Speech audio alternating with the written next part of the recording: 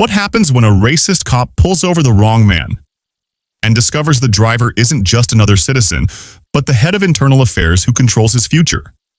This routine traffic stop would end a career and spark a movement for change. The sun was setting over Sacramento when Eric Porter, dressed in a sharp suit, drove home after work. Suddenly, red and blue lights flashed behind him. He pulled over calmly, unaware that this stop would change everything. Out stepped Officer Bradley Larson, mid-30s, buzz cut, confident swagger. He asked for license and registration with a smug tone, searching for trouble where there was none. Eric complied politely, but Larson wasn't satisfied. "You didn't come to a full stop at the light," Larson claimed, though his hesitation betrayed doubt. Then came the shift. His questions grew sharper, less about traffic, more about Eric himself. "You're not from around here, are you?" Suspicion dripped from his voice. Eric remained calm, but Larson pushed further. "Step out of the car."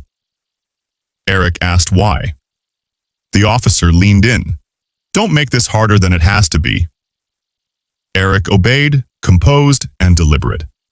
He stood taller than Larson, his polished shoes and tailored suit clashing with the officer's assumptions. Yet none of that mattered. Larson ordered him to place his hands on the hood and began a rough search. Nothing. Clean. But instead of letting go, Larson doubled down. "You seem to know a lot about what I can and can't do." "Care to explain?" he sneered.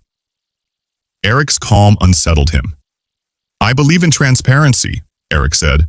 "Respect goes both ways." Larson's mask cracked. His words slipped. "People like you always." He stopped himself, but the meaning hung in the air. Eric's steady gaze cut through him. "People like me?" The silence was electric. For the first time, the officer looked unsure. Finally, Eric spoke with quiet authority. "I think it's time you know who I am." Larson scoffed. "I don't care who you are." Eric reached into his pocket, slow and deliberate. "I'm reaching for my badge." He opened his wallet, revealing the gleam of authority. Eric Porter, Head of Internal Affairs, Sacramento Division. Larson froze.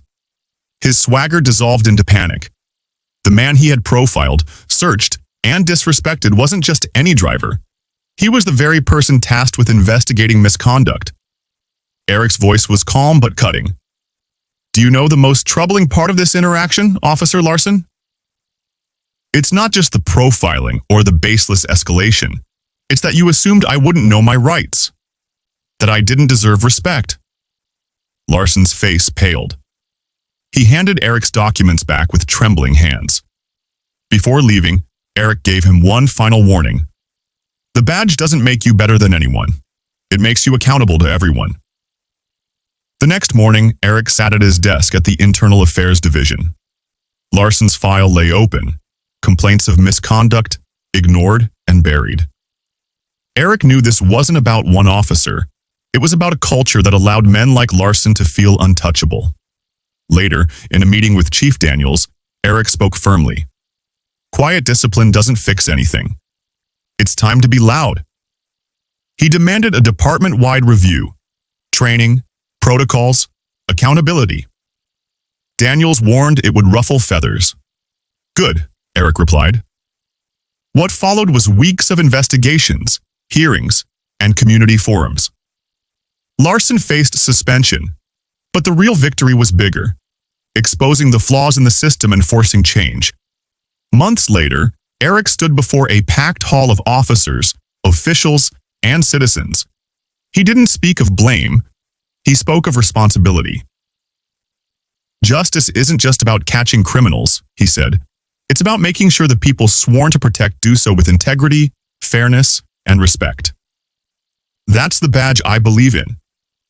Thunderous applause filled the room. But Eric didn't pause to celebrate. Change wouldn't come overnight. But it would come. Because silence was no longer an option. Eric Porter's story reminds us that accountability starts at the top, but responsibility belongs to everyone. If this story moved you, share it. Let's start conversations that matter and build a system worthy of trust. Hit that like button, subscribe, and join us for more stories that challenge and inspire.